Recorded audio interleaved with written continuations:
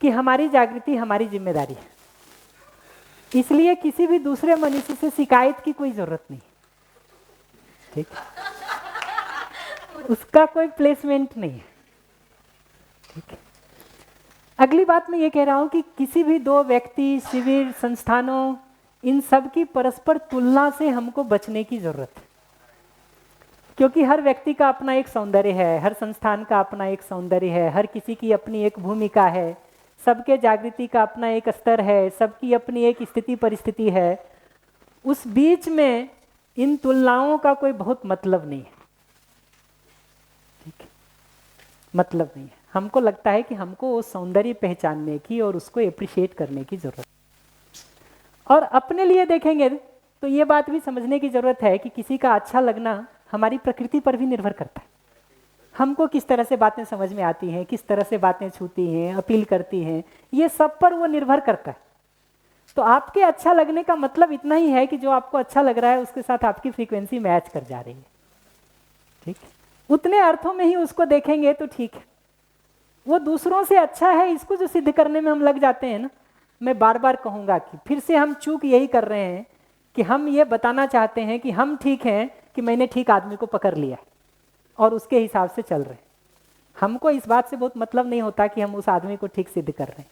हम जहाँ खड़े होंगे हम उसी को ठीक सिद्ध करें। तो मुद्दा अपने को पकड़ करके ठीक से बढ़ने का है। भैया जहाँ ज्यादा अच्छा लगा है वो ज्यादा अच्छा तो लगेगा। वो आखिरी बात लिख दिया, अपने लिए जहाँ अनुकूल लगे अपने अध्ययन अभ्यास को पुष्ट करें, बिना दूसरे की आलोचना किए और कमी बताए।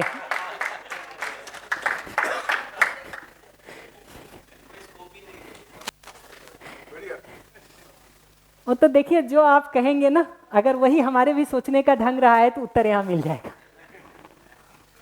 और ये ज़्यादातर सवाल जो पूछे हैं ना, ज़्यादातर के उत्तर इसमें कहीं ना कहीं आपको मिल जाएंगे, लेकिन मैं अभी पहले अभ्यास वाले भाग को कर देना चाह रहा हूँ थोड़ा। दो तरह की अभ्यास विधियां हैं जिस पर हम कल भी और थोड़ा बात करेंगे, लेकिन मैं उसकी संक्षिप्त भूमिका लेकर के आगे बढ़ना चाह रहा हूँ। एक की विधि होती है सही को समझ करके सही के अनुरूप अपने भाव को, विचार को, व्यवहार को, आचरण को व्यवस्थित करने का।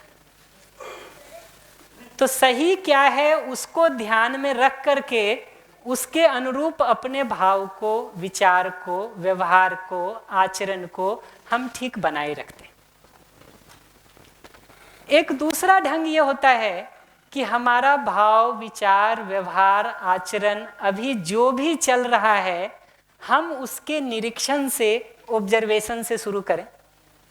जो ठीक चल रहा है उसको यथावत चलने दें, जो ठीक नहीं चल रहा है उसको किसी क्रमबद्ध प्रक्रिया से बदलने के काम को कर सके। ये दो अभ्यास की विधियां हैं। एक विधि मैं फिर से रिपीट कर देता हूं, और मेरी भाषा कठिन लगे, आवाज नहीं पहुंच रही हो और स्लो करना हो, सब कर सकते हैं। मेरी भूमिका की स्लाइड्स पूरी हो गई है, अब तो मुझे बहुत आराम से चलना है। तो अभ्यास दो तरह से संभव है। एक है कि सही की सूचना को हम अपने स्मृति में बना करके रखें, उस सूचना के अनुरूप अपने भाव को, विचार को, व्यवहार को, आचरण को ठीक बनाए रखने को होशपूर्वक करते रहें।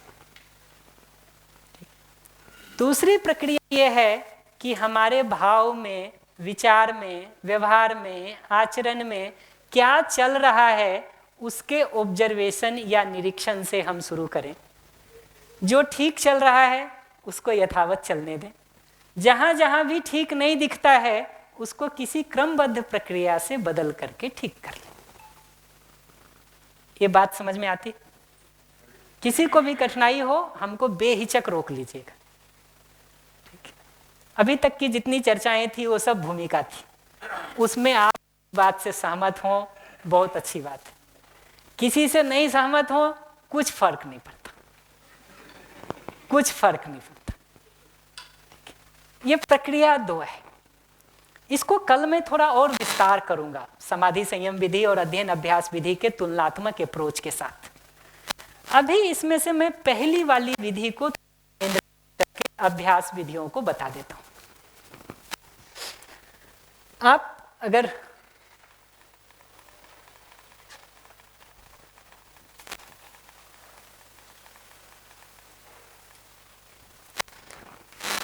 अपने जीने को देखेंगे ना, तो ये दिखता है कि हम व्यवहार में जो कुछ भी करते हैं उसके पहले हमारे अंदर विचार में उसका एक निर्णय होता है।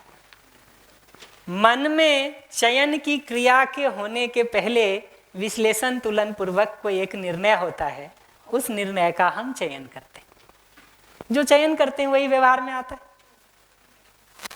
तो हम आपको पैर भी छूते हैं तो पैर छूने का निर्णय पहले मेरे अंदर होता है, ठीक। हम आपको गाली भी देते हैं तो गाली देने का निर्णय पहले मेरे अंदर होता है। तो व्यवहार के मूल में विचार है। इतनी बात भी अगर ठीक से समझ में आ जाए ना, तो इसका मतलब होता है कि अगर दूसरे व्यक्ति के व्यवहार को हम चाहते हैं कि ठीक हो, तो उसके विचार को ठीक होने में हमको सहयोग करना पड़ेगा कि नहीं।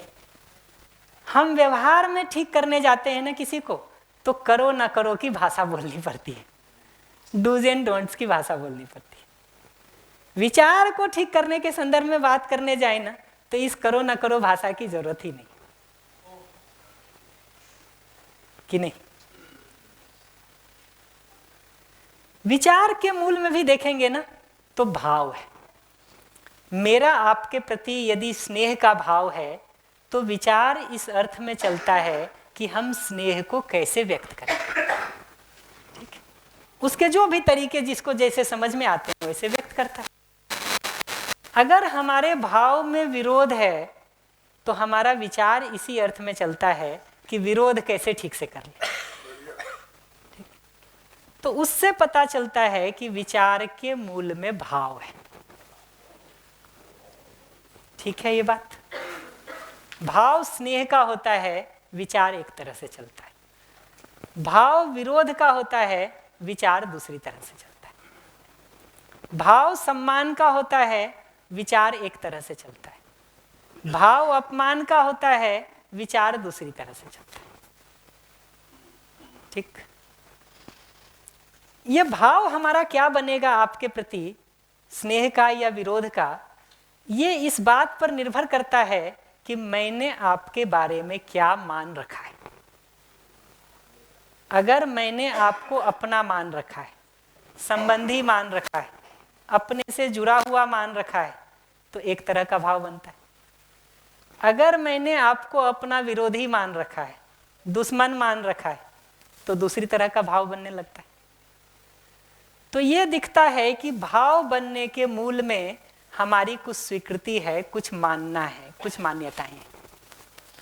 वो अगर सही के अर्थ में सजा हुआ है तो भाव ठीक होगा। वो अगर सही के अर्थ में नहीं सजा हुआ है तो भाव गलत होना शुरू हो जाएगा। तो इसलिए जो फंडामेंटल अभ्यास है वो है सही की कुछ निश्चित मूलभूत सूचनाओं को लेकर के उसके प्रति अपने में सजग रहना, स्वीकृति के जगह पर ही, स्वीकृति के जगह पर ही। आप अध्ययन की परिभाषा को देखेंगे ना, तो वो लिखा है अधिष्ठान के साक्षी में अनुभव की रोशनी में स्मरण पूर्वक की गई क्रिया प्रक्रिया, यही है ना। मैं अधिष्ठान के साक्षी पर कोई बात नहीं करता, अनुभव की रोशनी पर भी कोई बात नहीं करता। मैं दो शब्दों पर बात करूंगा, स्मरण और क्रिया प्रक्रिया। ये बात तो परिभाषा से ही तय है, बाकी अधिष्ठान का साक्षी, अनुभव का रोशनी, कोई चिंता करने की जरूरत नहीं है।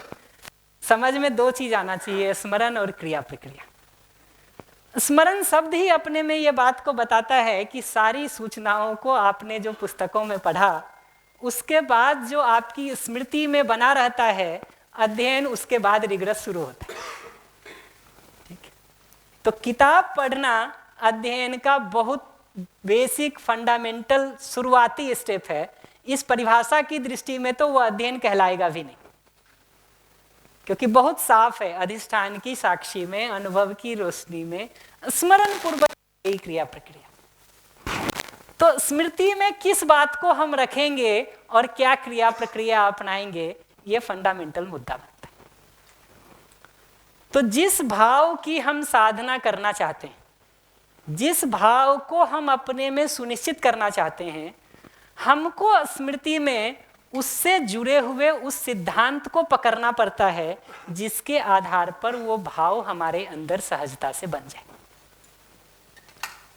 जैसे स्नेह के भाव को बनाए रखने के लिए अपने में मैं 3-4 अप्रोच आपको बताता हूं, जिसमें से किसी भी एक बात को आप अपनी स्मृति में बना करके रखेंगे, ठीक, तो स्नेह आराम से इंश्योर हो जाएगा। कौन सा आपको सूट करता है उन तीनों चारों में आप चूज कर लो अपने हिसाब से, ठीक है। इतनी विधियां मध्यस्थ दर्शन के अध्ययन अभ्यास में निकल सकती हैं कि आदमी को द प्रॉब्लम ऑफ स्कार्सिटी नहीं होगा, द प्रॉब्लम ऑफ प्लेंटी होगा। अभी देखते हैं ना, अभी पार्टी में जाने के पहले कौन सा कपड़ा पहनना है ये ढूंढने में एक घंटे लग जाते हैं। ये अभाव की समस्या नहीं है, ये अधिकता की समस्या है। इतने अधिक चॉइस है वहां पर कि हम कंफ्यूज रहते हैं लंबे समय तक। अभाव नहीं है, स्कार्सिटी नहीं है। तो उपाय इतने सारे होंगे, ठीक, कि उसमें से किस एक को चुने उसमें भले समय लग सकता है, ठीक। लेकिन ये ध्यान रखने की जरूरत है कि चलना किसी एक रास्ते से ही होता है। आपको यहां से दिल्ली के 5 रास्ते पता हो, ठीक। जिस दिन भी चलने जाएंगे किसी एक से ही चलेंगे ना, 5 से एक साथ चलने की कोशिश करेंगे, कहीं नहीं पहुंचे कि नहीं। तो अपने लिए ये ढूंढने की जरूरत है कि अगर हम स्नेह के भाव की स्थिरता को चाहते हैं तो किस मूलभूत सिद्धांत को अपनी स्मृति में बना करके रखें। तो हम 4-5 उसमें से एक लाइन से बोलते चले जाते हैं। मानव मूलतः सही को समझना चाहता है, सही को जीना चाहता है, अपना शुभ चाहता है, हमारा शुभ चाहता है। ये फंडामेंटल बात अगर हमको उस आदमी के लिए उस समय भी दिखती रहे जब वो हमारे साथ अपमानपूर्वक, जिसको हम अपमान कहते हैं, अपमानपूर्वक प्रस्तुत हो रहा हो, तो ये हमारे जीने का एक फिक्स एंकर बन सकता है। स्मृति में हम बार बार कोशिश करेंगे कि किसी यूनिवर्सल मूलभूत सिद्धांत को पकड़ने की कोशिश करेंगे ताकि हर आदमी के लिए हर समय वो भाव बना रहे। क्योंकि हम जिस सिद्धांत को आधार बना रहे हैं, अगर वो सिद्धांत ही टूट जाए तो भाव कैसे रहेगा, कैसे रहेगा। जैसे हमने मान लीजिए अगर एक सिद्धांत बना लिया कि जो हमारे संप्रदाय से जुड़ा होगा उसके प्रति स्नेह रखेंगे, ठीक है। तो अब क्या होगा, अपने समुदाय वाले लोगों के साथ जीते हुए तो बहुत अपनापन महसूस होगा, लेकिन जैसे ही समुदाय बदल जाएगा आपको पहचानना मुश्किल हो जाएगा कि ये वही आदमी है क्या, ठीक। वही आदमी जिसको अपना मानता है उसके साथ सारा भ्रष्टाचार करके पैसा लाके देने की कोशिश करता है। जिसको अपना नहीं मानता है उसका सब तरह से खून पीने को तैयार रहता है। तो हमको सिद्धांत के रूप में उस यूनिवर्सल फंडामेंटल सिद्धांत को पकड़ने की कोशिश करनी पड़ेगी जो हमको मनुष्य मात्र के प्रति स्नेह से जीने की प्रेरणा देता है।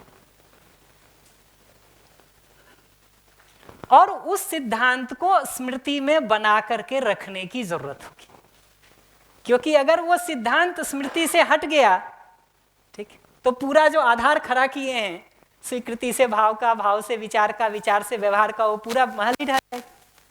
ये ऐसा ही है कि आप बिल्डिंग पूरी बनाए, ठीक है, नींव कमजोर हो, जिसको कोई एक लात मार के तोड़ दे तो पूरी बिल्डिंग खत्म हो गई। तो स्वीकृति की जगह पर कुछ निश्चित सिद्धांतों को होशपूर्वक अपने स्मरण में बना करके रखना, ये अभ्यास का सबसे मौलिक बिंदु है। उसको बना के रखेंगे तो ये सारे बिल्डिंग पर बात हो सकती है। वो छूट गया तो स्मृति नाश है, स्मृति नाश है तो सर्वनाश है, ठीक। इतनी सीधी सी बात है, वो पूरा फंडामेंटल ही खत्म हो जाएगा ना। तो स्मृति में स्नेह के संदर्भ में मैं ध्यान दिला देता हूं। रोज अभी हम 2-3-4 दिन इन पर बात करेंगे, तो अलग अलग मूल्यों के संदर्भ में क्या बात को ध्यान में रख सकते हैं, वो सब कैसे आपस में जुड़ते हैं, ऐसी कई बातों को हम करेंगे। तो ये बात कि मनुष्य सही को समझना चाहता है, सही को जीना चाहता है, अपना शुभ चाहता है, मेरा शुभ चाहता है, ये बात अगर हमको आपके लिए दिखते रहे, तो आपके प्रति कौन सा भाव आएगा, स्नेह का कि विरोध का? जिसको भी लगता है कि स्नेह का भाव आएगा उसके लिए ये विधि काम कर जाएगी। जिसको भी लगता है कि नहीं आएगा उसके पास दो चॉइस है, या तो 10 सवाल पूछ ले और हल हो जाए, उसके सारे तर्क शांत हो जाएं, या कोई दूसरी विधि पकड़ ले। ये दोनों चॉइस। तो अगर आप कहेंगे कि हमको दिखाई नहीं देता कि मनुष्य सही को समझना चाहता है, सही जीना चाहता है, अपना शुभ चाहता है, हमारा शुभ चाहता है, ये हम कैसे मान लें? अगला तो हमारा खून पीने पे लगा हुआ है।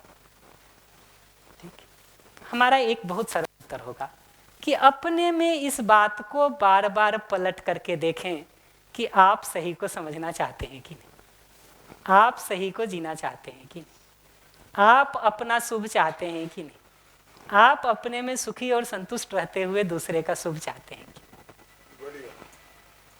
अपने लिए इस बात को जितनी बार पलट करके देखेंगे इसका उत्तर मिलेगा। दूसरे के लिए सीधा सीधा इसको देखने जाएंगे तो कठिनाई ये होती है कि दूसरे के अंदर क्या चल रहा है वो हमको दिखाई नहीं देता, हमको तो उसका करना दिखाई देता है। उसकी मूल चाहना को हम सीधा सीधा बाहर से नहीं देख सकते। लेकिन अच्छी बात यह है कि हम में से हर आदमी अपनी मूल चाहना को तो पलट करके अपने में देख सकता है। तो क्या फर्क पड़ता है, आप अपना देख लीजिए, मैं अपना देख लूंगा।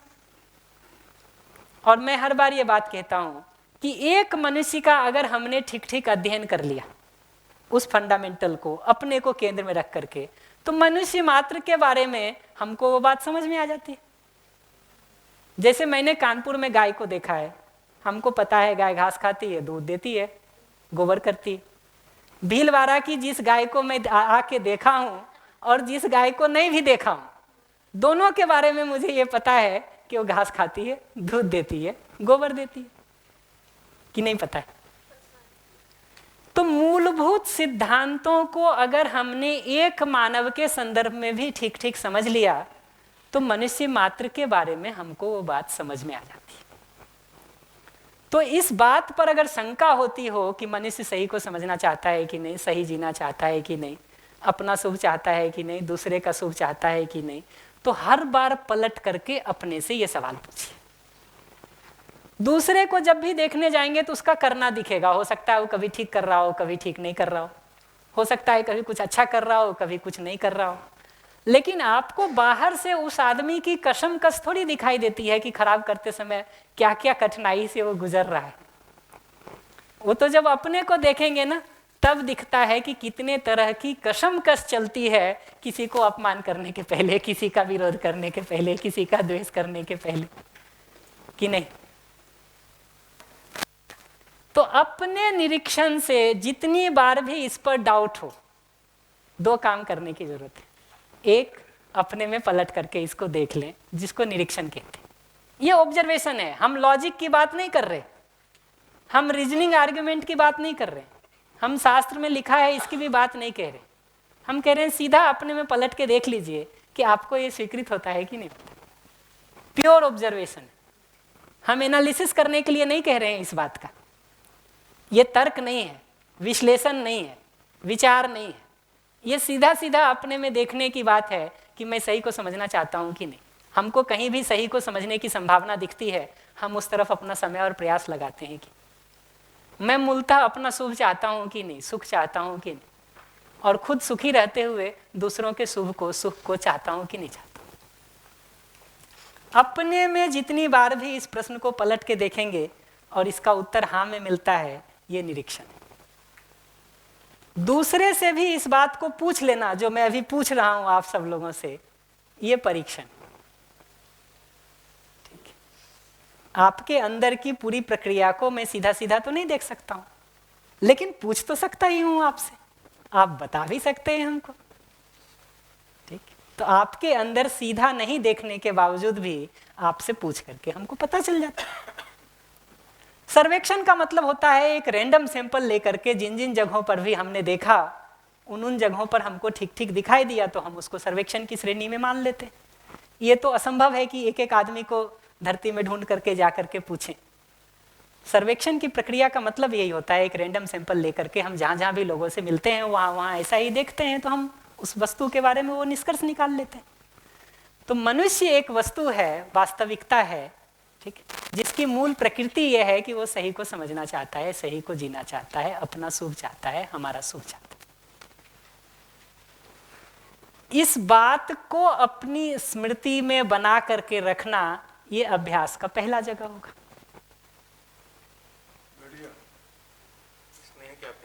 स्नेह के अभ्यास के संदर्भ में बात कर रहा हूं, बिल्कुल प्रिसाइजली।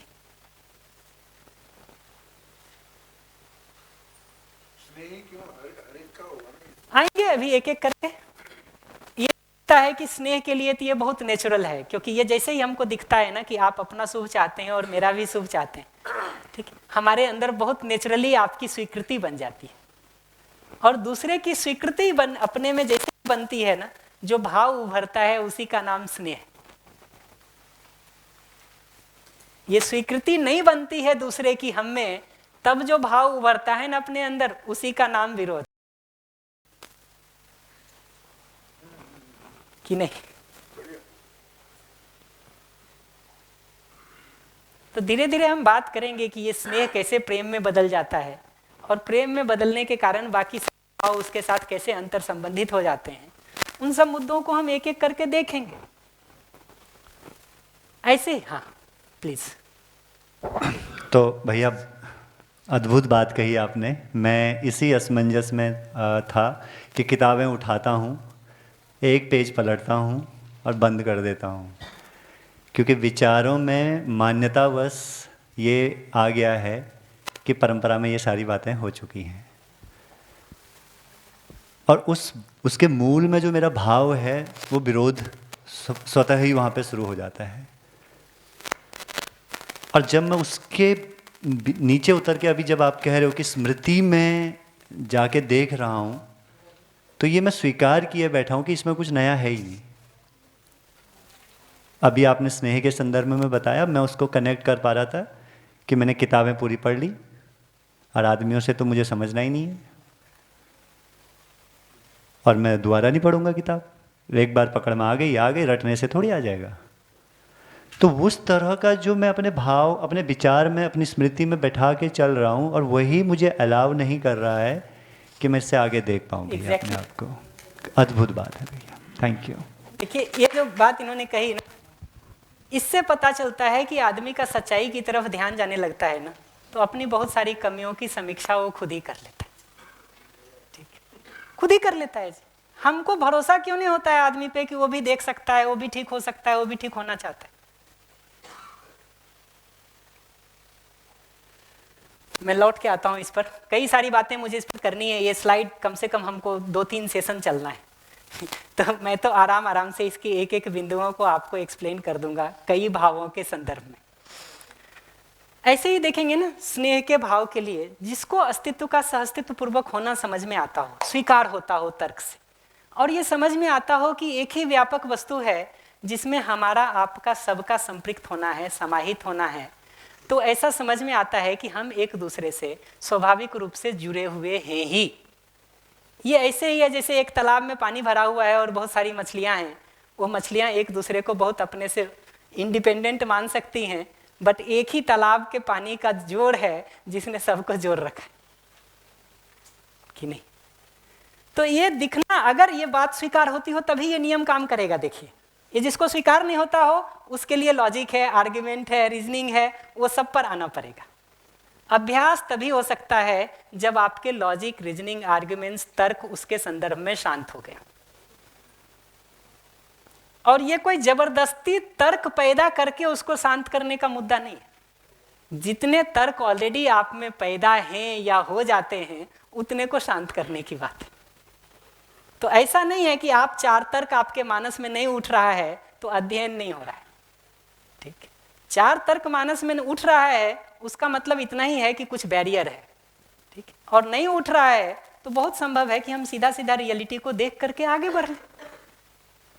तो तर्क करने के लिए करना नहीं है, तर्क उठ जाता है जो हमारे अंदर, उसका रिजोल्यूशन पाना है। अगर तर्क करने के लिए तर्क में चले गए तो ये तर्क का दुरुपयोग है। ये दवा को भी जहर की तरह प्रयोग करने जैसा मामला है। पैरासीटामोल की 1 गोली खाएंगे बुखार उतरेगा, 10 गोली एक साथ खा लेंगे ना, प्रॉब्लम शुरू हो जाएगी। तो दवा को दवा की तरह प्रयोग करें ना, जहर की तरह करने लगेंगे तो कैसे काम चलेगा।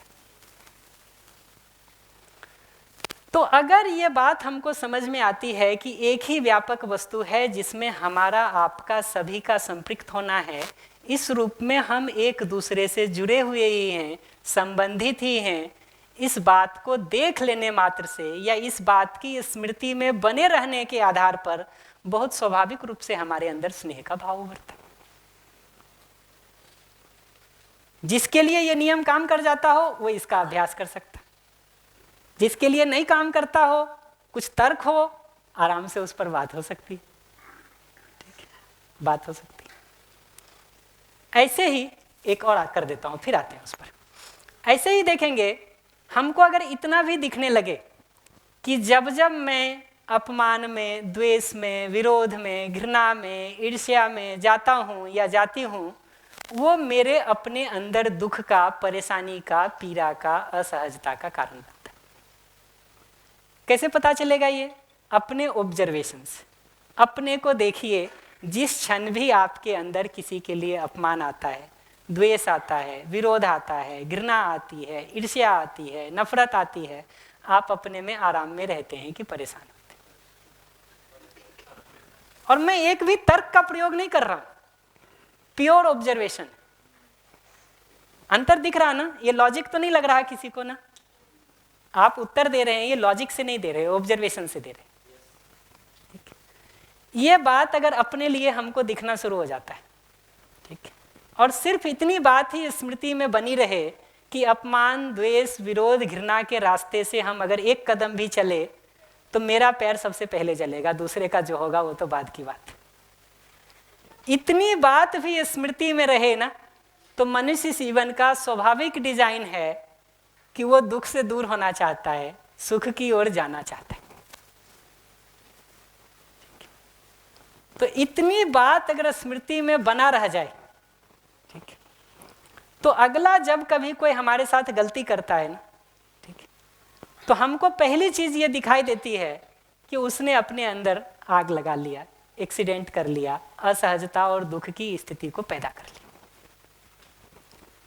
तो आप पहला शब्द हमको अपमान का जहां से बोलते हैं ना, हमको उसमें पहली चीज, अगर स्मृति मेरी ठीक है, तो पहली चीज हमको ये दिखाई देती है कि इसने अपने को दुख में डाल लिया, ठीक है, अब हमारी तरफ आ रहा है, ठीक, ये इतना साफ दिखता है जी।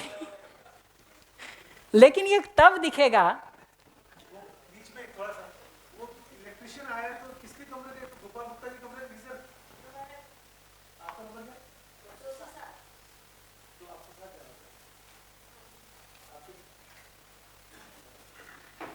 क्या का अपमान को, विरोध को, पहले ही शब्द को सुनते ही अगर स्मृति हमारी ठीक है तो पहली बात ये दिखाई देती है कि अगले ने अपना एक्सीडेंट कर लिया, ठीक, अपना हाथ पैर तुड़वा लिया, खुद दुख में आ गया, अब हमारी ओर आ रहा है, ठीक। अब हमको उस दुख में जाना कि नहीं, हम निर्णय ले सकते जी, ठीक। प्रश्नों को मैं 10-5 मिनट के लिए रोक रहा हूं, आएंगे सब पर। ये एकदम सरल उदाहरण से मैं कहता हूं कि आपको अगर दिखता है कि आपके सामने बाइक से जाने वाला आदमी एक्सीडेंट कर लिया, आप अपना ब्रेक मारते हो कि आप भी जाके एक्सीडेंट करते? तो अगर हमको ये दिखेगा कि अगला मानसिक रूप से अपना एक्सीडेंट कर लिया है, तो हम कम से कम अपना ब्रेक तो मारेंगे ना जी, कि नहीं? ऐसे ही देखेंगे, हमको अगर ये दिखाई देता है, ठीक, कि मैं बहुत राइट साइड से ही अपनी गाड़ी को ठीक ढंग से चला रहा हूं, अगला ही रॉन्ग साइड से आकर के हमसे टकराने की स्थिति पे बना हुआ है, ठीक, हम क्या करेंगे? अपने को हटाएंगे, अपने को बचाएंगे, या हम कहेंगे नहीं नहीं हम तो सही हैं, तुमको लड़ना है तो आके लड़ जाओ और हटना है तो तुम हटो? ये तो नहीं करेंगे ना, क्यों? क्योंकि हमको अपना हाथ पैर नहीं तुड़वाना, अपनी गाड़ी नहीं तुड़वानी। तो ये अगर दिखने लगे कि हमको दुख के रास्ते में नहीं जाना, हमको दुखी नहीं होना, ये रास्ता दुख की तरफ लेके जाता है, तो हम उससे दूर रहने का उपाय सोचेंगे जी। ये ठीक है कि धीरे धीरे विचार में भी समाधान के रास्ते चाहिए कि हम अगर बचना चाहते हैं तो क्या करें, कैसे करें। ये उपाय अगर नहीं मिलेगा तो इस विधि में थोड़ा जिद ज़्यादा चाहिए करने के लिए, ठीक है। उपाय मिल जाएगा तो फिर कोई दिक्कत नहीं है कि आपको मन तो बन गया कि हमको उधर नहीं जाना, तो ऊर्जा उस तरफ तो नहीं बहेगी, लेकिन बहने के लिए कोई नया रास्ता भी तो चाहिए। वो नया रास्ता मिल जाए तो बात आराम से चल सकती है। ये नए रास्ते ढूंढने को कहते हैं विचार में समाधान ढूंढना। और ये समाधान हमको आराम से जब अभी बैठे हुए हैं ना, या जब घर में बैठे हैं, तब ढूंढना ज़्यादा सहज है। क्योंकि जब आग लगती है तब कुआं नहीं खोदा जाता है। कुआं तो हम पहले से खोद के रखते हैं, जब जरूरत पड़ती है तो पानी का प्रयोग कर लेते हैं। तो हम सबको अपनी जिंदगी में मोटे तौर पर पता ही है कि किस किस तरह की समस्याएं आती हैं। ये कोई बहुत नई समस्या किसी की जिंदगी में साल 2 साल में कोई एक आ जाती हो तो आ जाती हो, वरना रिपीटेटिव समस्याएं ही हैं जो आती रहती हैं। सिर्फ आदमी बदलता रहता है, घटनाएं बदलती रहती हैं, परिस्थितियां बदलती रहती हैं, होता वही के वही रहता है कि नहीं। तो स्मृति में बना करके, ये तीसरी बात मैंने कही जिसको बना करके रख सकते हैं। इसी से जुड़ी एक बात मैं और कहूँगा कि स्मृति में बना करके रखने का अभ्यास एक महत्वपूर्ण अभ्यास है जिसकी हमको ज़रूरत है और हम कर सकते हैं इसको। जैसे मैं अगर अभी आपको देख रहा हूँ, ठीक है, आप कोई सवाल पूछते तो स्पेशली आपकी तरफ देखता हूँ, नहीं पूछते हैं तो मैं जनरल देख रहा हूँ। लेकिन मैं आपको देखते हुए, ठीक, आपके कपड़े कैसे हैं, आपका मोबाइल कैसा है, आपके हाथ का पर्स कैसा है, आपकी कॉपी कैसी है, उस पर भी अपने ध्यान को बना के रख सकता हूँ कि नहीं। आपका चेहरा कैसा है, आपका रंग रूप कैसा है, आपके बाल कैसे हैं, आपकी हाइट कैसी है, इस पर भी मैं अपना ध्यान बना के रख सकता हूँ। और आप जो बात पूछना चाह रहे हैं उस बात का तात्पर्य क्या है, मैं उस पर भी अपने ध्यान को बना के रख सकता हूँ।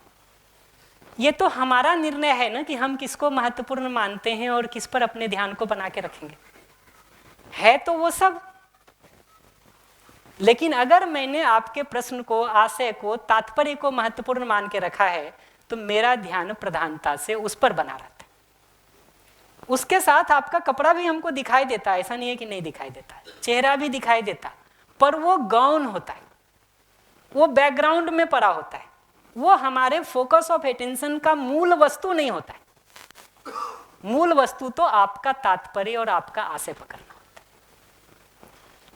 इस दृष्टि से देखेंगे ना तो एक मैंने बताया कि दूसरे को देखने में हम कपड़ा, मोबाइल, घड़ी, पर्स ये भी देख सकते हैं, उसके शरीर का रंग, रूप, आकार, लंबाई, चौड़ाई, बाल, आंख, नाक ये भी देख सकते हैं। एक तीसरा तरीका ये भी है कि हम आपके व्यवहार और भाव को देखें। यहाँ व्यवहार बहुत उस तरह से नहीं दिखता, भाव फिर भी दिखता है, और बाहर निकल के दूसरों के साथ जिएंगे तो उसमें व्यवहार और भाव भी दिखाई देता है। तो एक तरीका यह है कि मैं आपके व्यवहार और भाव पर ध्यान बना के रखूं। इन तीन में से किसी पर भी अगर अपने ध्यान को बना के रखें तो वो आपके अंदर स्नेह को, सम्मान को स्थिरता में नहीं दे पाएगा, क्योंकि ये आधार ही अपने आप में स्थिर नहीं। आपका कपड़ा आज अच्छा है, कल नहीं हो सकता। इनका कपड़ा अच्छा है, इनका नहीं हो सकता। इनकी हाइट, रंग रूप अच्छी लगती है, इनकी नहीं लगती। बदलने वाले आधार पर अगर हमारा ध्यान बना हुआ है तो हमारा भाव स्थिर कैसे रह सकता है। जिस जमीन पर हम खड़े हैं वो जमीन ही अगर हिल रही हो, हम स्थिर कैसे रह सकते, रह पाएंगे? तो इसलिए इन तीनों आधारों के बदले एक चौथा आधार ढूंढना पड़ता है जो हर मानव में एक जैसा स्थिर है। तो अगर आपकी मध्यस्थ दर्शन के प्रस्ताव को पढ़ करके निष्ठा बन गई हो तो आपको पता होगा कि मध्यस्थ क्रिया के रूप में आत्मा एक जैसी बनी रहती है। बुद्धि किसी भी मनुष्य की हो, सम क्रिया के रूप में हमेशा सही की पक्षधर रहती है। वहाँ सम और मध्यस्थ की ही संभावना है। यानी सामान्य भाषा में कहें तो हमारे ही जीवन का अपना एक हिस्सा है जो हमेशा गलतियों से अप्रभावित रहता है, अनकरप्टेड रहता है। तो अगर मैं आपको देख रहा हूं तो इन पहले 3 हिस्से को देखूं, सुविधा को, शरीर को, या जीवन में जिस हिस्से में गलती हो सकती है उसको, इन 3 चीजों को देख करके अपने व्यवहार और आचरण को तय करूं, या वो जो चौथा हिस्सा हमेशा सही के अर्थ में स्थिर है उसको देख करके अपने व्यवहार को तय करूं। ये तो मेरा चॉइस है। तो मैं उस चौथे बिंदु पर अगर अपनी स्मृति को बना करके रखे हुए हूं तो वो हमारा एक निश्चित एंकर बन सकता है स्नेह के भाव से जीने का। और देखिए, मैं कई सारी विधियां एक के बाद एक बोलता जा रहा हूं, करना सबको नहीं है, ये समझ लीजिए। करना किसी एक को ही होगा जो आपको अपनी सारी परिस्थिति के हिसाब से बेस्ट सुटेड लगता है, उसको कर लिया जाए, उसको कर लिया जाए। यहां स्मृति शब्द को समझना भी महत्वपूर्ण है। ये स्मृति शब्द को अगर मध्यस्थ दर्शन के वांग्मय के हिसाब से देखेंगे ना तो श्रुति की गति क्रिया के रूप में दिखाई देगा, ठीक है, या कई जगहों पर बुद्धि की क्रिया के रूप में भी इसको पहचाना गया है। ये 2 जगहों पर इसका प्लेसमेंट वांग्मयों में दिखता है। सामान्य मतलब क्या है उसका वो समझ लीजिए। मैं इस डिटेल में नहीं जाऊंगा कि वो चित्त में है कि बुद्धि में है। मैं मानता हूं ये ढूंढना भी बहुत कोई जरूरी नहीं है अभ्यास के लिए। अभ्यास के लिए सिर्फ इतना समझ लेने की जरूरत है कि वो जीवन में है। ये बात तो साफ है, इसमें तो किसी को शंका नहीं है। तो जीवन में है, इतना पहचान ले, इतना पहचान ले, उतने से बात बन जाएगी, उतने से बात बन जाएगी। तो अभ्यास के इस पूरे क्रम को अगर देखेंगे ना तो जिस मूलभूत वास्तविकता का हमको अभ्यास करना है, जिस भाव को हमको स्थिर करना है, उस भाव के संदर्भ में मूलभूत किसी वास्तविकता को पकड़ना पड़ता है जिस पर हम अपने ध्यान को स्थिरता में बना करके रख सकें। और वो आधार वैसा स्थिर और निश्चित ढूंढने की जरूरत है जो मनुष्य मात्र में एक जैसा हो, तभी हमारे भाव की स्थिरता को वो दे सकता है, नहीं तो स्थिरता कहाँ से आएगी।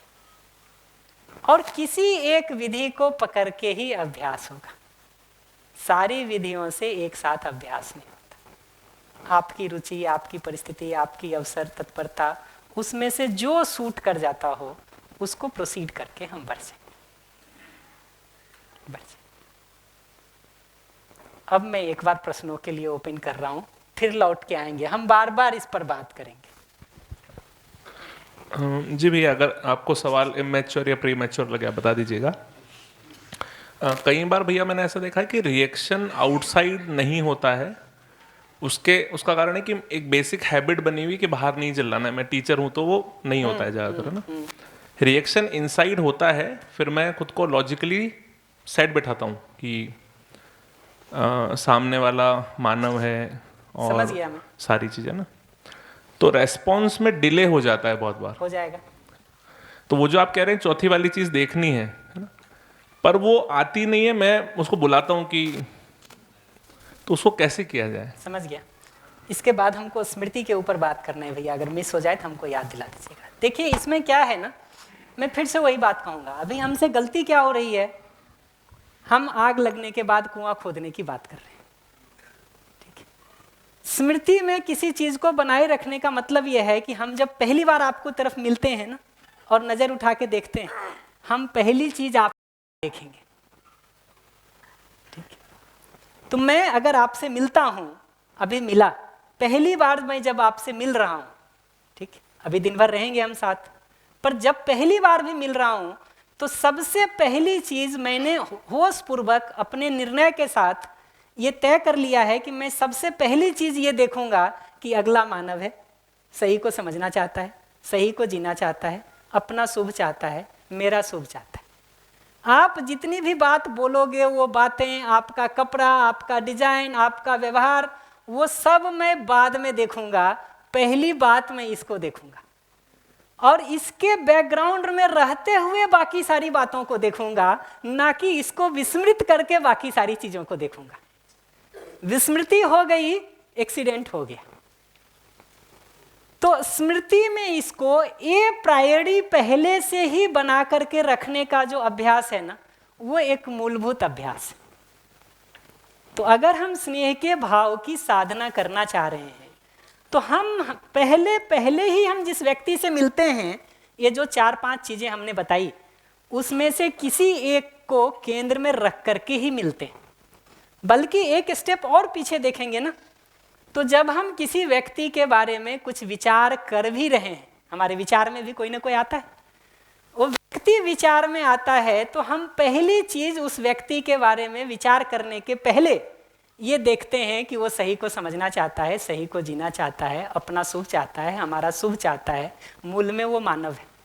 और ये भाषा में कहने में हमको 4 लाइन 5 लाइन कहना पड़ रहा है। इसको देखने का अभ्यास करेंगे ना, तो फ्रैक्शन ऑफ सेकेंड्स में वो पूरी बात दिख जाती है। कहने के लिए इतने शब्द चाहिए, देखने के लिए तो फ्रैक्शन ऑफ सेकेंड चाहिए। जो भी भाषा दीजिए, मैं भाषाओं में बहुत उलझने के मूड में नहीं हूं। जी, अल्टीमेटली ऐसे ही निकलेगा, जिसको हम धीरे धीरे एक एक करके बढ़ाएंगे। लेकिन शुरू में अभ्यास के लिए अलग अलग सिद्धांत को पकड़ के भी अगर अलग अलग भाव की साधना कर लें तो कोई प्रॉब्लम नहीं है।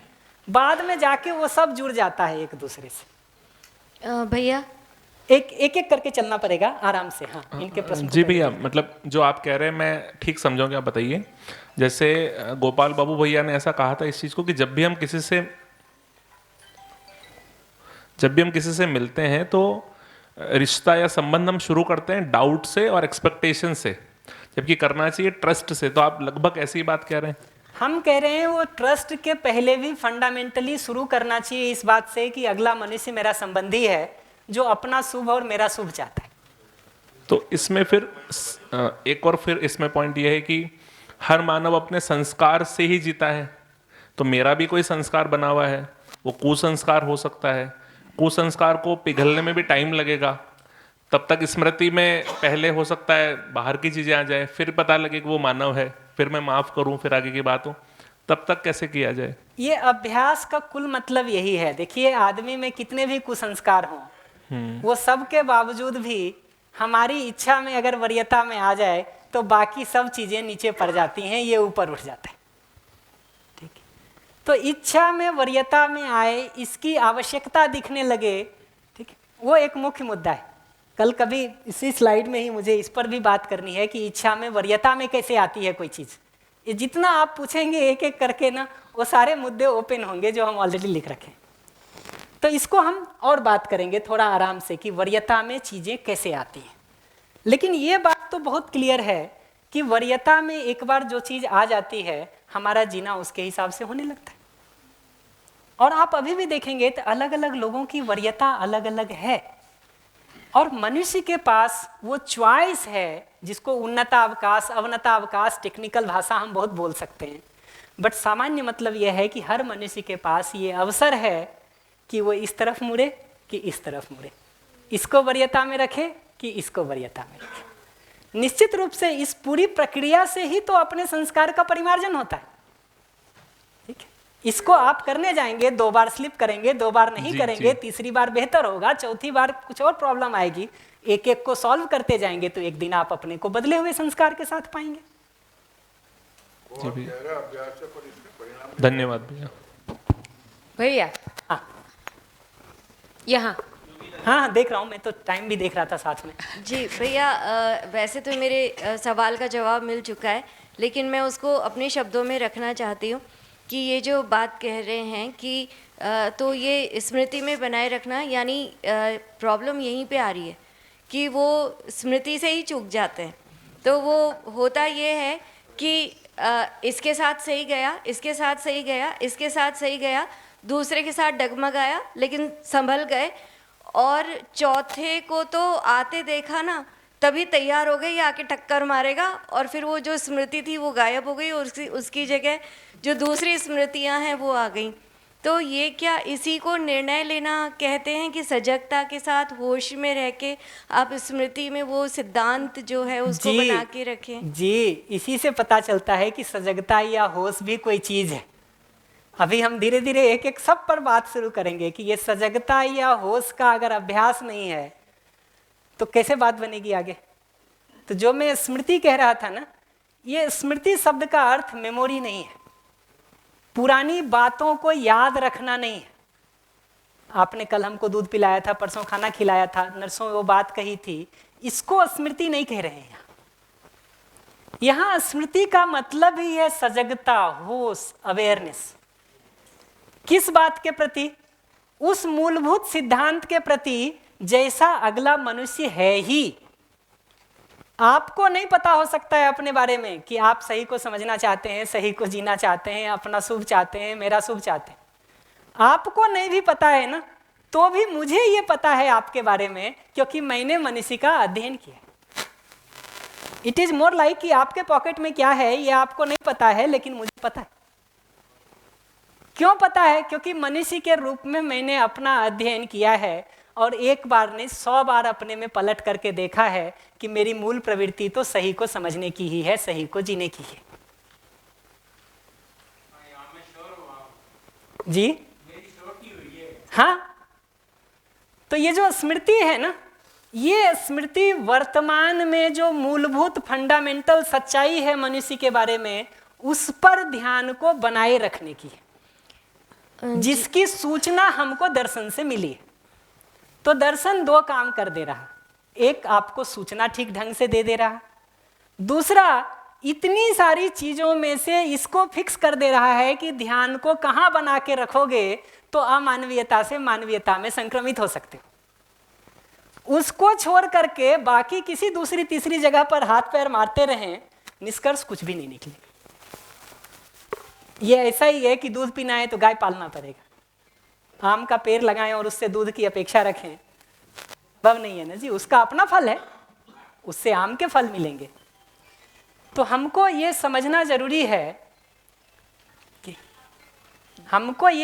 जरूरी है कि अभ्यास की जगह पर उस मूलभूत वास्तविकता के प्रति हमारा सजगता, हमारा होश, हमारा अवेयरनेस बना रहे। और ये मैं ऐसा भी नहीं कह रहा हूं कि कोई कल्पना करिए आप अगले मनुष्य के बारे में, ठीक है? ये कल्पना भी नहीं है। बहुत सारी परंपराएं कल्पना पर जोर देती हैं और बहुत कल्पना करके भाव शुद्धि की बात करती हैं। मैं उसकी बात बिल्कुल नहीं कर रहा हूं, दर्शन उसकी बात नहीं कर रहा है। दर्शन तो ये कह रहा है कि मनुष्य के बारे में कोई मूलभूत ऐसी सच्चाई है क्या जिसको स्मृति में बनाए रखते हुए भाव ठीक हो सकते हैं। और जितना जितना दर्शन का अध्ययन करते हैं अपने में उस ऑब्जर्वेशन, दर्शन के अध्ययन का मतलब है उस सूचना को लेकर के अपने में ऑब्जर्वेशन का काम करना, क्योंकि अध्ययन को जो मैंने शुरू में ही कहा कि स्मरण शब्द को पकड़ना जरूरी, ठीक है? तो इसकी प्रक्रिया समझ में आएगी, ठीक है?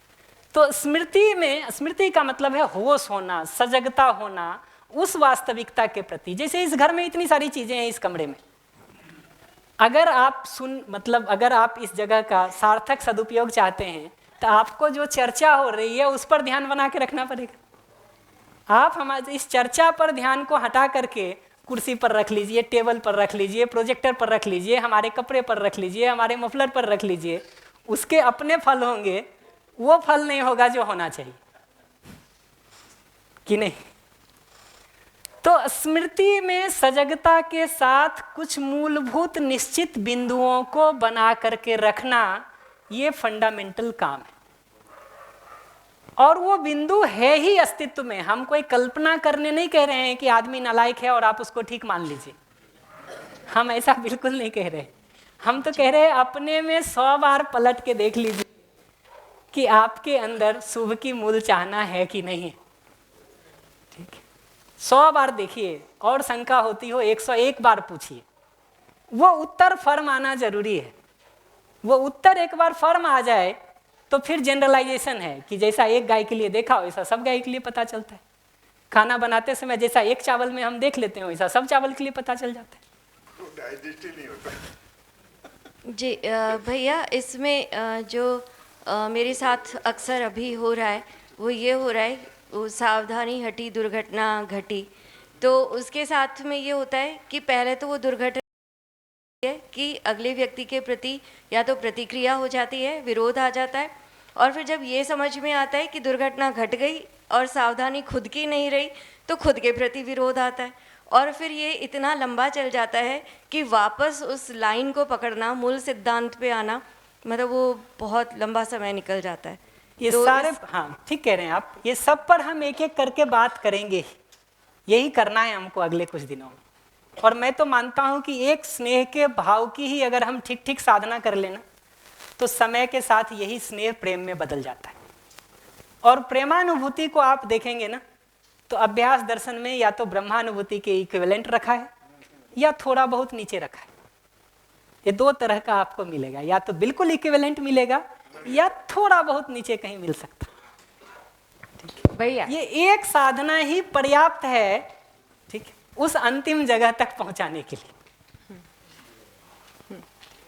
भैया हाँ। अभी आप जो कह रहे थे ना कि कहने के लिए तो 4-5 बातें, जब उसको देखते हैं तो फ्रैक्शन ऑफ सेकंड में दिख जाता है।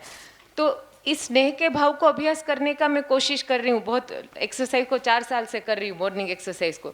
तो इसमें भैया ये भी मेरे ऑब्जर्वेशन में आया है कि जब दिखता है कोई चीज़ डायरेक्टली, तब जितना कहा गया होता है उससे बहुत ज़्यादा दिखता है और बहुत सारा डायमेंशन एक ही जगह पर कनेक्ट हो जाता है।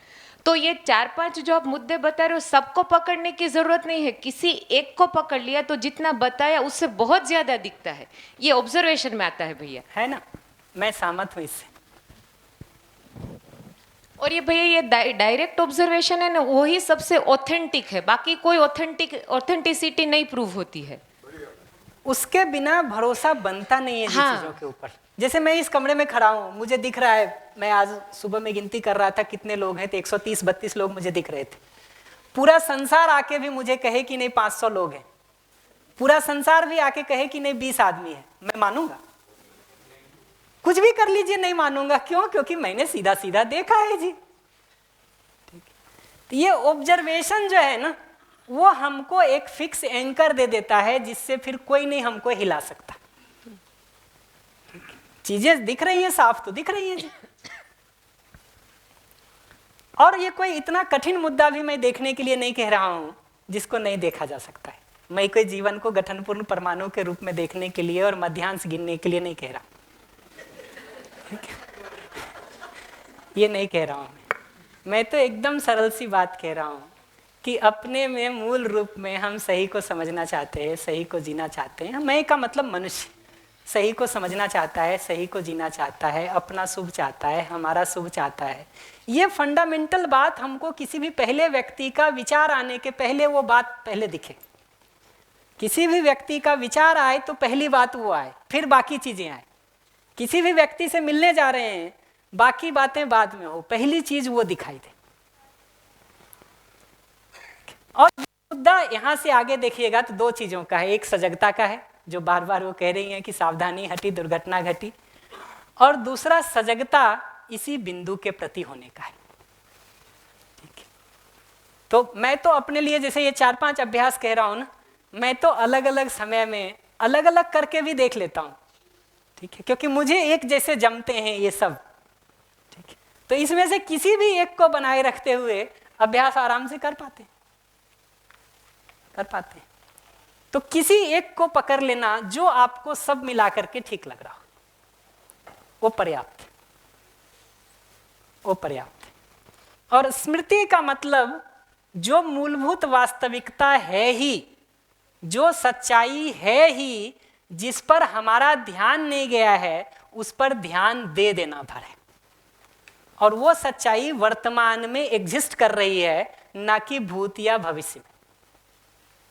आप इस क्षण हमारे सामने खड़े हैं, तो इस क्षण की आपकी वास्तविकता है कि मूल में आप सही को समझना चाहते हैं, सही को जीना चाहते हैं, अपना शुभ चाहते हैं और मेरा भी शुभ चाहते हैं। ये ठीक है कि वो आपकी तीव्र इच्छा में नहीं होगा, सूक्ष्म इच्छा में होगा, कारण इच्छा में होगा, कहीं तो प्रच्छन्न रूप से वो बीज शुभ का बना हुआ है ना जी आप में। ये शुभ का वर्चस्व, शुभ की मौलिकता तो मनुष्य मात्र में है कि नहीं, ये अपने ऑब्जर्वेशन से पता चलती है, सामने वाले से पूछ लेने से भी पता चल जाती है।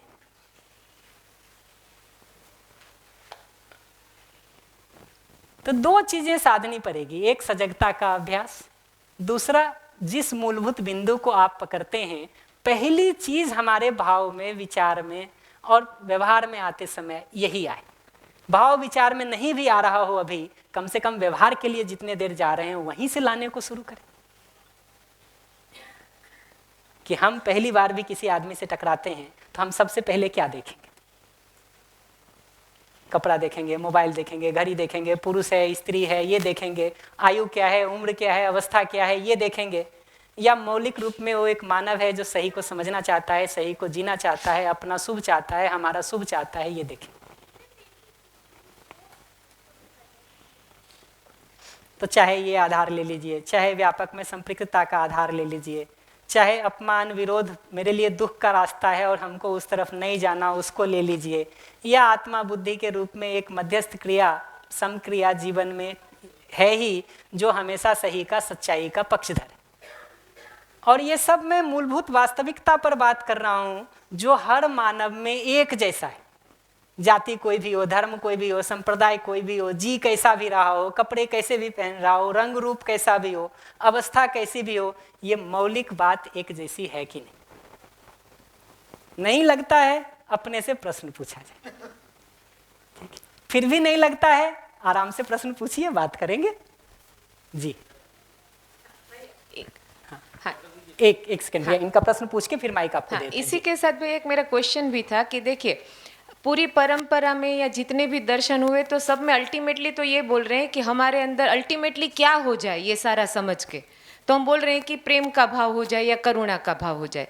तो यहाँ मेरा एक अटकाव ये बन रहा है कि अगर भाव मेरा ठीक होने लगता है प्रैक्टिस करने के क्रम में तो एक लेवल का रिलैक्सेशन फील होने लगता है, फिर उसके बाद वो समझ से कैसे जाके जुड़ता है या वो ब्रह्मानुभूति से कैसे जुड़ता है ना, उस ट्रैक को मैं पकड़ नहीं पा रही हूँ। एक ये क्वेश्चन आ रहा है बार बार। जी जी, रिस्पॉन्ड करूँ? हाँ ठीक है, आपके प्रश्न पर आता हूँ भैया, थोड़ा सा होल्ड करना। देखिए इसमें क्या है, ये बात बिल्कुल ठीक है कि इस साधना की उपलब्धि को देखेंगे तो एक उपलब्धि आपने बताई कि भाव ठीक हो जाएगा, एकदम ठीक बात है। बट इसकी दूसरी उपलब्धि भी होगी कि वो जो सच्चाई है ना कि मनुष्य मात्र सही को समझना चाहता है, सही को जीना चाहता है, अपना शुभ चाहता है, हमारा शुभ चाहता है, इस बात को देखने की निरंतरता हम में बन जाएगी।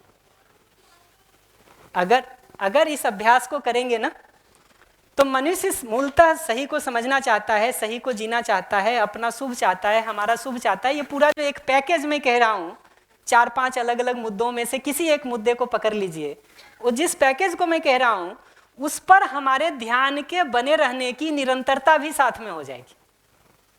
ठीक, उसी का नाम अवधारणा है।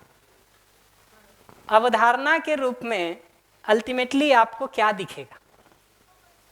ठीक है, क्या दिखेगा? ठीक है, हमको बहुत बार ऐसा लगता है कि दिखने का मतलब है रूप देख लेना। ठीक है, बाबा जी से बहुत बार लोगों ने ये बात को पूछा कि हमको गठन पूर्ण परमाणु और उसके अंश कब दिखेंगे? मैंने भी पूछा था और मुझे लगता था जैसा वो हम साइंस में पढ़ते हैं और वो एक 3D पिक्चर दिखाते हैं जिसमें घूमते हैं, तो मुझे ऐसा लगता था जब मुझे वो परमाणु दिखेगा ना तो ऐसा होगा। फिर पता चला कि उसको नहीं देखना है, जीवन क्रिया को देखना है। उन्होंने हर बार इसको 2-3 तरह से उत्तर दिया। पहला उत्तर जो बहुत सटीक दिया है कई जगहों पर, वो ये दिया है कि तुमको अनुभव के बाद दिखेगा, वो भी तुमको इन अंशों को गिनने की आवश्यकता होगी तो। ठीक है, अनुभव आकाश में तुम इसको देख सकते हो यदि तुमको अंशों को गिनने की आवश्यकता होगी तो। मेरी आवश्यकता थी उसको गिनने की, इसलिए मैंने गिना। अभी हमको बहुत बार लगता है कि समझने का मतलब है उस रूप को देख लेना। ठीक है, इस उत्तर से तो ये साफ है कि रूप दिखने का वो काम अंशों के रूप में और परमाणु के रूप में तो अनुभव के बाद है। ठीक है, उसके पहले बहुत मेहनत करेंगे तो पुंजाकार रूप में देख भी सकते हैं, थोड़ा मेहनत करेंगे तो। लेकिन उसमें भी मजे की बात समझने की ये है कि हमको लगता है कि पुंजाकार रूप में देख लेने से चीजें हल हो जाएगी। ये धीरे धीरे समझ में आता है कि रूप को देखने से गुण ठीक नहीं होता है, स्वभाव ठीक नहीं होता है, स्वभाव की स्थिरता नहीं होती है, धर्म में स्थापना नहीं होती है। तंत्र की विधा में कई लोग मुझे जिंदगी में मिले जो जीवन के रूप को देख पाते हैं और उस पर काम कर पाते हैं। उनके भी जीने को आप देखिए, भोग प्रवृत्ति हमसे आपसे अधिक दिखाई दे सकती है, कम तो नहीं दिखती है, कम तो नहीं दिखती है।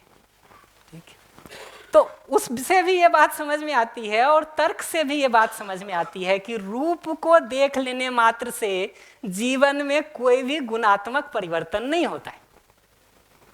गुणात्मक परिवर्तन को करने के लिए तो गुण पर, क्रियाओं पर, स्वभाव पर, धर्म पर ही ध्यान देना पड़ता है और उसी को धीरे धीरे अपने में इंश्योर करना पड़ता है।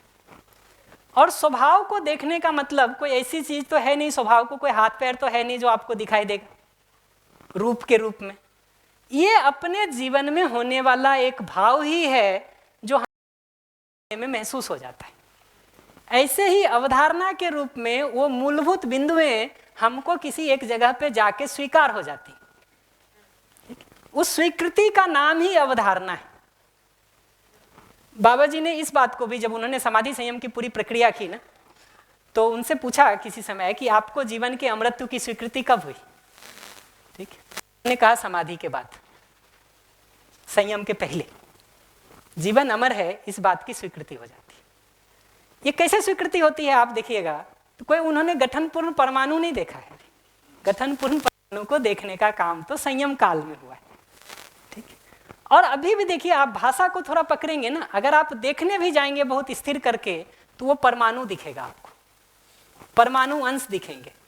वो गठनपूर्ण ही है और कभी टूटेगा नहीं।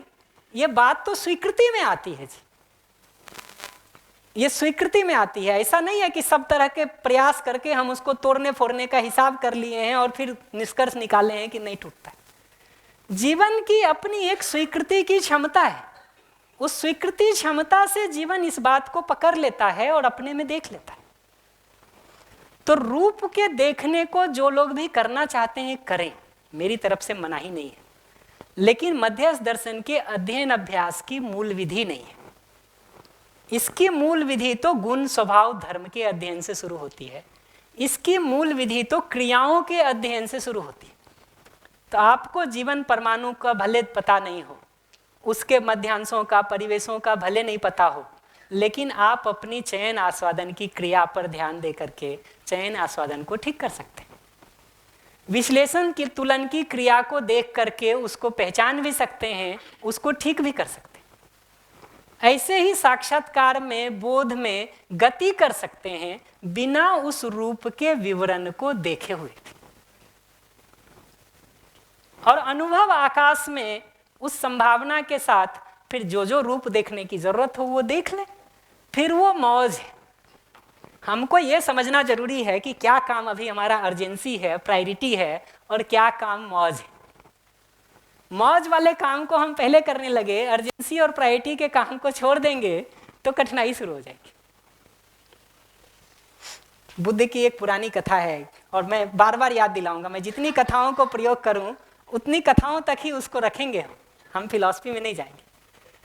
उनसे किसी ने एक बार पूछा कि आप आत्मा परमात्मा संबंधी प्रश्नों का उत्तर क्यों नहीं देते? वो नहीं देते थे। तो उन्होंने बहुत सामान्य सा उत्तर दिया, कहा कि ये बताओ कि जब कोई, मैं एक वैद्य हूँ, उन्होंने अपने परिचय में कहा मैं एक वैद्य हूँ, मेरा काम तो रोग का इलाज करना है। तुम ये बताओ कि एक वैद्य की बुद्धिमत्ता किस में है? कोई उसके पास तीर लगा हुआ व्यक्ति आए तो पहले उसका तीर निकाल करके घाव भरने का काम करे, या पहले उससे पूछे कि तुमको तीर किसने मारा, क्यों मारा, तुम्हारी गलती क्या थी, अनजाने में लग गया कि जानबूझ करके मारा? ये सवाल पूछना बुद्धिमत्ता है, या उसका तीर निकाल के घाव भरना और ठीक करना पहली जरूरत है? तो मैं सिर्फ इस बात के लिए कह रहा हूं कि हमको प्रायोरिटी समझना जरूरी है कि हमारे आज के दिन दुखों का मूल कारण क्या है। अगर आपको सिर्फ यही बात दुखी कर रहे हैं कि जीवन परमाणु नहीं दिख रहा, बाकी सारे दुख हल हो गए, तो उसको मुद्दा बनाया जाए उसको मुद्दा बनाया जाए। लेकिन अगर दुख के और मुद्दे बचे हुए हैं तो पहले उससे संबंधित जो उसको मुद्दा बना के हल कर लेना जी, कि नहीं? सुनील भाई बोल दिए ना, प्रश्न मुक्ति शिविर है। देखिए क्या है, नहीं जो प्रश्नों का भी उत्तर मिलना है ना, शास्त्रीय उत्तर तो मैं दे दूंगा, जिस चीज का भी पूछेंगे उसका दे ही देंगे, उसमें क्या है जी।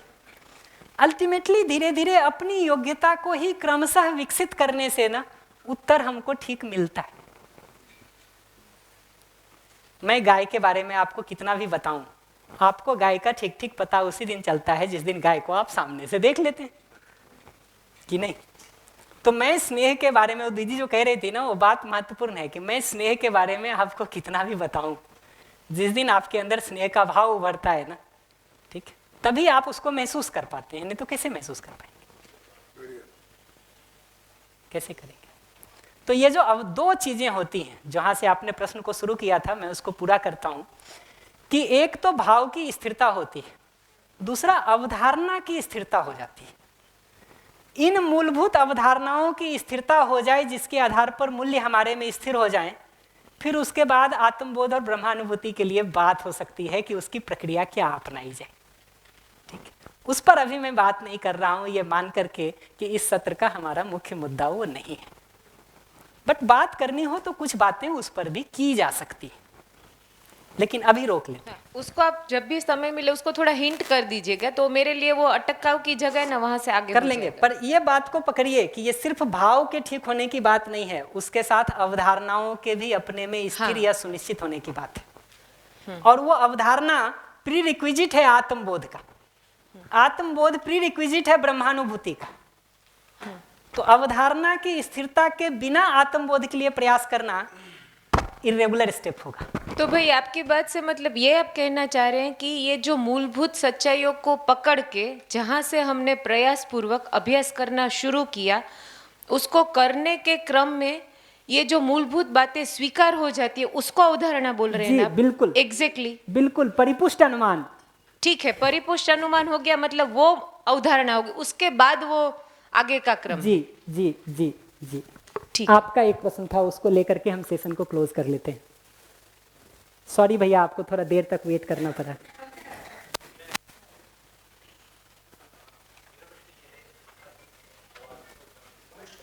हेलो। हाँ, जैसे कोई दुखवादी किसी का नज़रिया है, सैडिस्ट है, तो इश्यूज हो सकते हैं, पेरेंटिंग इश्यू हो सकते हैं, उसने हमेशा चीज़ है, तो वो चाहता है, मतलब अंदर से चाहता है कि उसका भाव ठीक हो, अच्छे से हो, लेकिन वहाँ ये बहुत, मैं मेरा ही प्रश्न कर रहा हूँ, लेकिन वहाँ ये बहुत मुश्किल हो जाता है कि उस क्षण जब उसे स्नेह के भाव में होना है या सहज भाव में होना है, उस क्षण उसके लिए बहुत मुश्किल होता है। और यहाँ मैं एक कोटेशन कोट करना चाहूँगा, और मैं किसी ज्ञान के लिए नहीं बोल रहा हूँ, मेरा खुद का है कि एक महाभारत का प्रसिद्ध है, दुर्योधन जब कहता है कि मैं जानता हूँ धर्मम न च मयि प्रवृत्ति, किंतु मेरी जानता हूँ लेकिन मेरी प्रवृत्ति नहीं है, और मैं अधर्म को जानता हूँ लेकिन मेरी उससे निवृत्ति नहीं है। तो शायद इसलिए सैडिस्ट होना या दुखवादी होना एक, और वो कभी नहीं हो पाते, जानकर भी, चीज़ों को समझकर भी वो नहीं समझते या नहीं समझना चाहते, एक भीतर एक द्वंद्व, एक हट। समझ गया मैं आपकी धन्यवाद। बात को। दो बातों को मैं इस पे उत्तर दे करके और बात करेंगे इस पर दो बातों से इसको मैं संक्षिप्त उत्तर तो दे दूंगा। किसी भी चीज में जो हमारी प्रवृत्ति होती है ना, जो आपने दुर्योधन का उदाहरण दिया, मैं उसी से शुरू करूंगा। किसी भी चीज में जो हमारी प्रवृत्ति होती है ना, उसके दो मूलभूत आधार है, मैंने उसको मार्क कर रखा है, कल बात करूंगा। एक उसका मूलभूत आधार यह है कि वो सही है कि नहीं। जिसको जानता हूं सामान्य भाषा में कह रहे हैं ना, वो भास आभास के स्तर का जानना है, वो कोई अवधारणात्मक जानना नहीं है।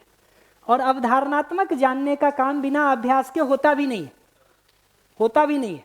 भास आभास से आप ऊपर उठ ही नहीं सकते हैं अगर आप अभ्यास को साथ में नहीं जोड़ेंगे, तो उठना हो ही नहीं सकता है। तो उतने के साथ अगर उतने भर का जानना है ना, जिसको भास आभास के स्तर का जानना कहते हैं, तो सही है के साथ साथ एक दूसरी चीज और उसमें दिखनी चाहिए कि मेरा सुख है। ये दोनों दिखेगा ना, कि सही भी ये है और मेरा सुख भी इसमें है, तब उसको करने में प्रवृत्ति होगी। सही तो दिख रहा है लेकिन सुख नहीं दिखाई दे रहा है, ठीक है, तो फिर प्रवृत्ति होना बहुत मुश्किल है।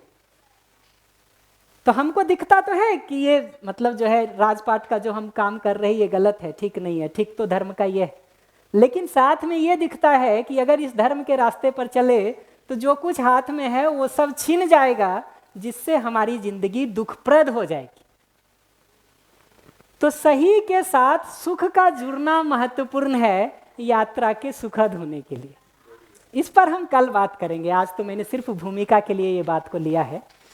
और दूसरी बात, हाँ आपका सुनता हूँ, दूसरी बात मैं ये कहूँगा कि अगर सीधा ये अभ्यास करना कठिन हो ना, तो ये डायरेक्ट मेथड है जिस पर मैं अभी बात कर रहा हूँ, कल बात करूँगा मैं उस पर भी। कुछ इनडायरेक्ट मेथड्स होते हैं, उनको हमको अभ्यास करना चाहिए, ठीक है। जैसे सत्संगति एक इनडायरेक्ट मेथड है, किसी अच्छे वातावरण में रहना, रोज कुछ सार्थक पढ़ना सुनना, कुछ अच्छे लोगों की जो लोकोपकार के लिए सोचते हैं, हमारे लिए शुभ सोचते हैं, ऐसे लोगों के सानिध्य में वातावरण में रहना। ऐसी 8-10 बातें मैं कल परसों में बता दूंगा जो इनडायरेक्टली काम किया जा सकता है अपने संस्कार को ठीक करने के लिए, चेतना विकास करने के लिए, ठीक है। यहाँ पे रोक लेता हूँ, करूँगा बात। जी आप कुछ कह रहे हैं, इसको पूरा करके हम इस सेशन को पूरा कर लेते हैं। हाँ सूचनाएं तो निश्चित रूप से, उन सूचनाओं के पहले मैं 2 चीज़ पूछ लेना चाहता हूँ, मुझे 2-3 मिनट और दे दीजिएगा।